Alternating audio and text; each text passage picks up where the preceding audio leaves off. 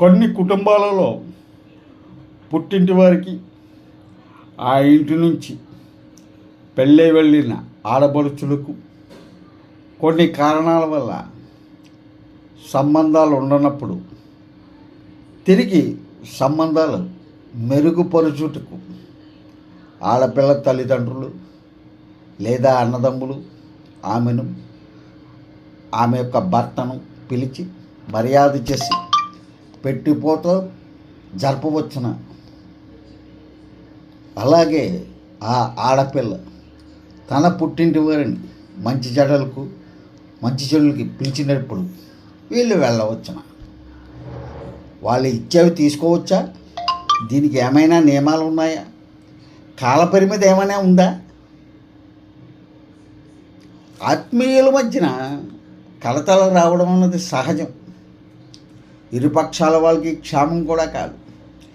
ఈ కలహాల వల్ల వచ్చే నష్టం ఉభయ పక్షాలకి కలుగుతుందే కానీ ఏ ఒక్క పక్షానికి మాత్రమే ఉండదు. ఆప్తుల మధ్యన కలహాలు రేపి లాభం పొందేవాళ్ళు ఎప్పుడూ ఉంటూ ఉంటారు. వారి వల్ల చీలిపోయిన ఆప్తులు ఉభయ పక్షాలకు నష్టం ఉంటుందనేది కౌరవ పాండవ చరిత్ర చూస్తేనే మనకి ఆ చరిత్రే చెప్తున్న ఒక నగ్న సత్యం. విడిపోయిన ఆప్తులు తిరిగి తప్పకుండా కలవచ్చు. పుట్టింటి వారు ఆడబడుచును తృప్తిపరచడమే క్షేమం. ఉభయులు ఒకరిచ్చే ఒకరు పుచ్చుకోవచ్చు.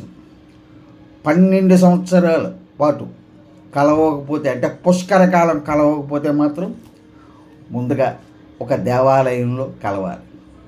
మీరు మీ ఆప్తులతో కలవమని నా సలహా.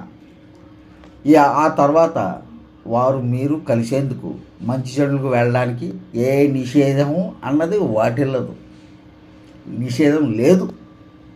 కాబట్టి ఎప్పుడో నుండి చాలా సంవత్సరాలు అయిందని కలుసుకుని అని బాధపడదు. వాళ్ళతో ఆప్యాయతానురాగాలు పెంచుకోవచ్చు. ఇవన్నీ ఒకసారి గమనించండి. పుష్కర కాలం అంటే 12 సంవత్సరాలు పాటు కలవని వాళ్ళు కూడా ఒక దేవాలయంలో కలిసి మళ్ళీ వాళ్ళు రాకపోకలు సాగించుతూ ఉండొచ్చు. ఈ విషయాలు గమనిస్తారని ఆశిస్తూ సెలవు తీసుకుంటున్నాను. మన ఛానల్ని సబ్స్క్రైబ్ చేయండి, అలాగే లైక్ చేయండి, 10 మందికి షేర్ చేయమని కోరుకుంటున్నాను.